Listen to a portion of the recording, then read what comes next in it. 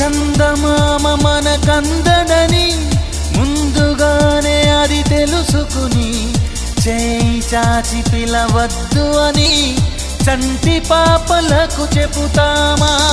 లేనిపోని కలలెందుకని మేలుకుంటే అవి రావు అని జన్మలోని నిదరోకు అని కంటి పాపలకు చెబుతామా?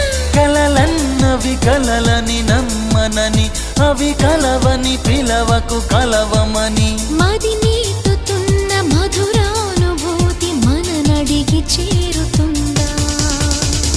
ఒక్కసారి చెప్పు